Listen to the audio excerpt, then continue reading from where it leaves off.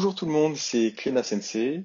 Je suis ravi de vous retrouver aujourd'hui pour travailler sur le thème 4, la trésorerie, et plus particulièrement le chapitre 3 sur le rapprochement bancaire. Donc le rapprochement bancaire, vaste sujet. Donc déjà un petit bout de vocabulaire et de terminologie. Le rapprochement bancaire, donc rapprochement, le rapprochement induit une notion de comparaison en fait entre deux ou plusieurs éléments et dans le but de dresser des liaisons ou des différences entre eux.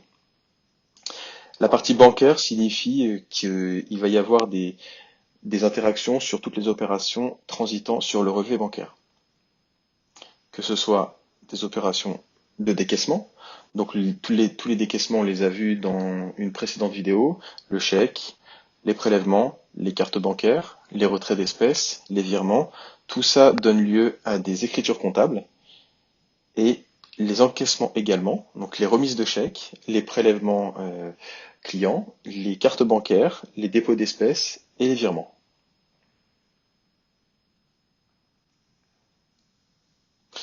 Et le rapprochement bancaire, c'est quoi? C'est une périodicité.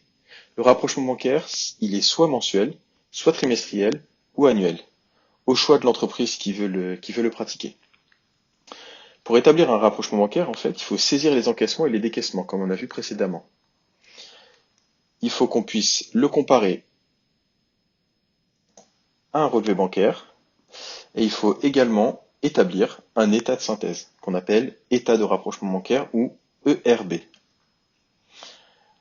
Comme on le voit sur la vidéo, d'un côté on a les écritures comptables du compte 512, avec l'exemple du solde initial à 1023 euros, et les différentes opérations du 10 décembre, du 21 décembre, du 23 décembre, du 27 décembre. Donc on a des opérations de décaissement et d'encaissement. Tous les encaissements ici sont en positif du côté des écritures comptables, ils sont au débit, et les décaissements sont au crédit, donc ils sont négatifs. Ce qui nous donne un solde du compte 512 de 1407 euros. Et la partie droite, c'est les opérations sur le relevé bancaire. Donc on voit bien la différence entre les deux, c'est que le chèque numéro 12 pour 15 euros du 21 décembre a été saisi dans la comptabilité, mais n'est pas dans le relevé bancaire. C'est absolument normal. Quand on fait un chèque à un fournisseur, il ne va pas l'encaisser le jour même, il peut l'encaisser pendant 1 an et 8 jours, et donc du coup ce sera sur la prochaine période du relevé bancaire. L'objectif du rapprochement bancaire, c'est de pouvoir faire correspondre les écritures saisies en comptabilité avec les opérations du relevé bancaire. Sur notre exemple, ceci est matérialisé par un trait qui va entre l'opération comptable vers l'opération du relevé bancaire. On peut noter également qu'il y a ça induit un écart au niveau des soldes. Donc d'un côté, sur mon solde de relevé bancaire, j'ai 1422 euros. De l'autre côté, sur mon solde comptable, j'ai 1407. J'anticipe une position plus faible parce que j'ai un chèque qui est en dehors de mes comptes. Le rapprochement bancaire est obligatoire. C'est un document essentiel qui sera demandé par n'importe quel organe qui va venir contrôler votre société. L'état de rapprochement bancaire, ERB, doit pouvoir être un moyen de contrôle. Donc si vous terminez l'année, il faut le pratiquer pour effectivement s'assurer d'avoir bien saisi toutes les opérations des flux bancaires. Il permet de prévoir des soldes, des atterrissages de soldes futurs. À titre d'exemple, dans l'exemple qu'on a donné, le solde du compte bancaire est à 1407 euros, c'est-à-dire que j'anticipe une position de 1407 euros et donc du coup, je ne peux dépenser que 1407 euros. Il sert également à informer, donc donner de la visibilité à n'importe quel organe de la société, interne ou externe.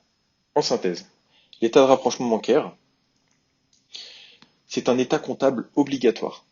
Il peut être mensuel, trimestriel ou annuel. C'est un comparatif entre les transactions du relevé bancaire.